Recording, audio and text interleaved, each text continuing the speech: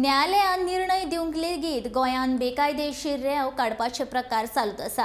गोमंतक टीव्हीच्या सडेतोड नायक कार्यावळीत विराज बाकरे आनी पर्यावरण मोगी अभिजीत प्रभुदेसाय हांणी मत उक्तायले। बेकायदेशीर रेंव वेवसाय विशीं पुराव्या वांगडा सरकाराक म्हायती दिवन लेगीत अजून पासून कारवाय जावंक नाशिल्ल्याची खंत तांणी उक्तायली। रेंव माफियाक लागून लोकां मदीं दहशताचें वातावरण तयार जाला।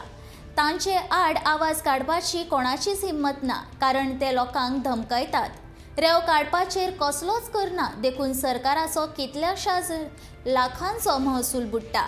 तशेंच सेगीतपणान रेंव काडप चालू आशिल्ल्यान गोंयच्या पर्यटनाचेरूय ताचो वायट परिणाम जाता।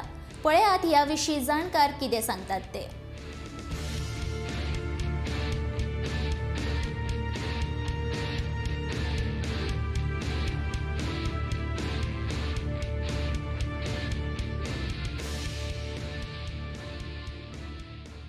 मी खांडोळ्याला राहतो आणि तिकडे आमच्या नदीच्या किनारी माझे जे सहकारी आहेत, वरिष्ठ सहकारी आहेत, ज्येष्ठ सहकारी अरुण माडगावकर राहतात।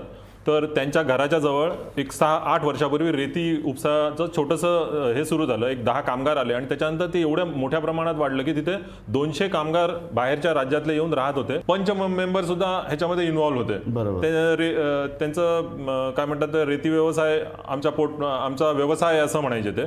तर ह्याविरुद्ध आम्ही सगळ्या काय म्हणतात त्या अथॉरिटीजना आम्ही तक्रार केली, पण कोणीच जेव्हा काही त्याच्यावर कारवाई करेना तेव्हा आम्ही मग हायकोर्टात गेलो आणि हायकोर्टात आम्ही पहिली पब्लिक इंटरेस्ट लिटिगेशन फाईल केली। असं आशिल्लो की गव्हर्मेंटाक सांगलें की आमकां कन्सल्ट करून हे सगळे बंद करपाची हे स्टेप्स जे घेवपा आसा ते घेवचे म्हणून।